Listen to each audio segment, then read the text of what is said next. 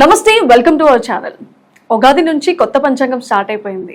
మరి ఈ చైత్ర మాసం ఏప్రిల్ నెల నుంచి ఏ ఏ రాశుల వారికి ఎలా ఉండబోతుందో తెలుసుకుందాం. మనతో పాటు ఉన్నారు రవికిరణ్ శర్మ గారు.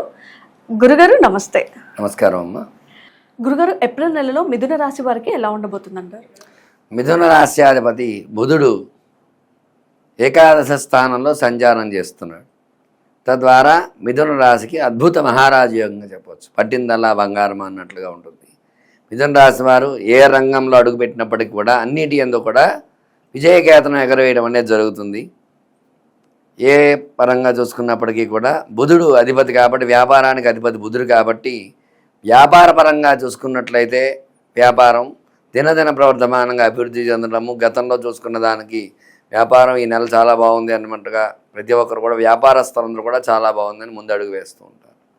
వ్యాపారస్తులకి అనుకూలమైన కాలంగా ఈ ఏప్రిల్ నెల చెప్పవచ్చు. ఏమైనా పెట్టుబడులు పెట్టాలని అనుకుంటే ఒకవేళ పెట్టొచ్చు అంటారా? ఖచ్చితంగా ఈ నెలలో కనుక పెట్టుబడి పెట్టినట్టయితే పెట్టుబడికి ఖచ్చితంగా రెట్టింపు లాభం వచ్చే అవకాశం 100% ఉంటుంది. ఆ విషయంలో సందేహమే లేదు. ఎందువల్లంటే ఏకాదశంలో బుధ సంచారం చేయటం, శుక్ర సంచారం చేయటం. శుక్ర బుధులు మిత్రులు. బుధుడు వ్యాపార కారకుడు, శుక్రుడు ఫైనాన్స్ కారకుడు. వ్యాపారంలో పెట్టుబడి పెట్టడం ద్వారా ఫైనాన్స్ అధిక లాభం వచ్చే అవకాశాలు 100%. అందువల్ల ఖచ్చితంగా ఈ నెలలో కనుక ఈ మిథున రాశి వారు కనుక పెట్టుబడి పెట్టినట్లయితే లాభం వచ్చే అవకాశాలు ఖచ్చితంగా ఉన్నాయి. విద్యార్థులకు ఎలా ఉండబోతుంది అంటారు మిథున రాశి వారు?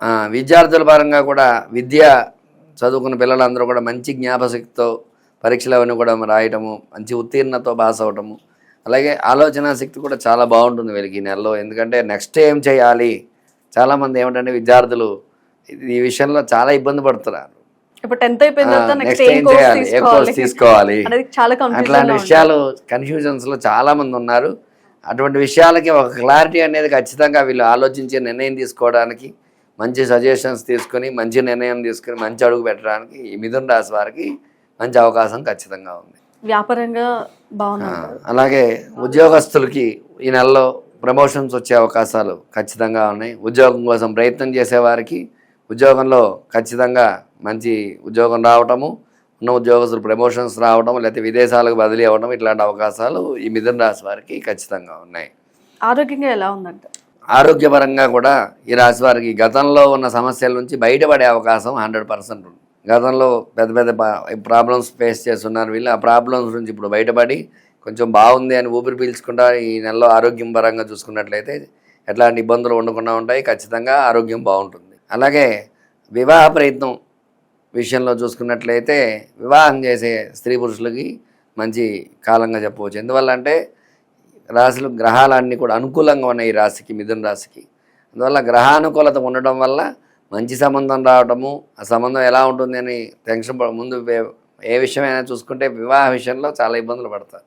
ఎందుకంటే అబ్బాయి మంచివాడా కాదా, అమ్మాయి మంచిదా కాదా, ఇట్లాంటి సందేహాలు, అట్లాగే వాళ్ళ జాతకం కలుస్తుందా కలదా, వాళ్ళు ఎలా ఉంటారు ఏమిటి, ఇట్లాంటి ఆలోచనలు అవి సహజంగా ఉంటూ ఉంటాయి. కాబట్టి ఈ రాశి వారికి మంచి అనుకూలతలు ఉన్నాయి. మంచి సంబంధాలు రావడం, మంచిగా సెటిల్ అవ్వడం అనేది ఖచ్చితంగా ఉంటుంది. గురుగారు, దంపతులకు ఎలా ఉండబోతుంది? పెళ్ళైన దంపతులకి అన్యోన్యత బాగుంటుంది. చక్కటి సత్సంతాన యోగం అనేది ఉంది. మంచి సంతానం పొందే అవకాశం ఈ రాశి వారికి, సంతతి కూడా అనుకూలత వచ్చే అవకాశం ఉంది. మంచి వార్తలు, శుభవార్తలు విని ఈ నెలలో వాళ్ళు చాలా యోగదాయకంగా ఉంటుంది. సంతానం పొందాలని అనుకునే వాళ్ళందరికీ కూడా శుభవార్త వినే యోగం ఈ నెలలో 100% ఉంది. గ్రహానుకూలత, గ్రహస్థితి అనుకూలంగా ఉంది ఈ రాశికి.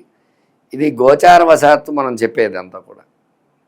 జాతకవశాత్తు వేరేగా ఉంటుంది, గోచారవశాత్తు వేరేగా ఉంటుంది. అందువల్ల గోచారం అనేది ఏమిటంటే ప్రజెంట్ స్టిల్ జరిగే పరిస్థితి ఎలా ఉంది అనేది గోచారం. అదే జాతకంలో సమస్యలు ఉన్నప్పుడు కొంచెం ఆలస్యం అవుతూ ఉంటుంది.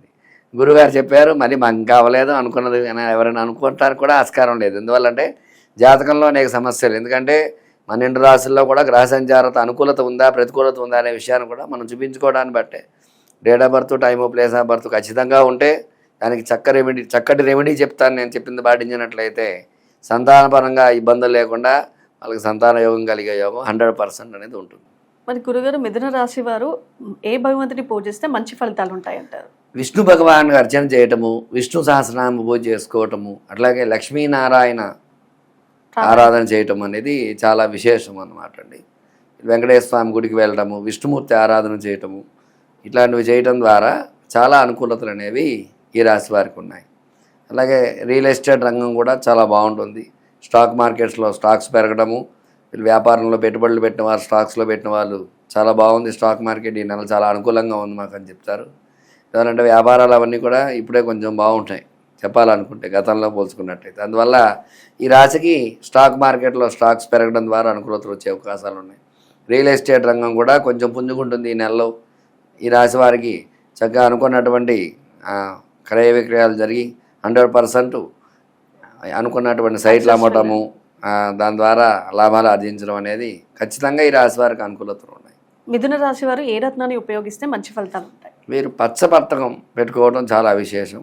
ఎమరాల్డ్ గ్రీన్ లేదా ఆ పట్టు పెట్టుకున్నట్టయితే 100% వీళ్ళకి అనుకూలతలు వచ్చే అవకాశాలు ఉన్నాయి. ఎందుకంటే రాశ్యాధిపతి బుధుడు కాబట్టి బుధుడికి పచ్చ పథకం ఇష్టం కాబట్టి ఆ పథకాన్ని పెట్టుకున్నట్లయితే అనుకూలతలు వచ్చే అవకాశాలు ఉన్నాయి.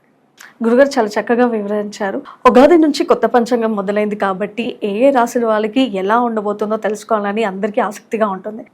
జ్యోతిష్య రత్న వేలూరి రవికిరణ్ శర్మ గారి అపాయింట్మెంట్ తీసుకొని మీకున్న సమస్యలకి పరిష్కారం తెలుసుకోవాలనుకుంటే కింద స్క్రోల్ అవుతున్న నంబర్కి కాల్ చేయండి.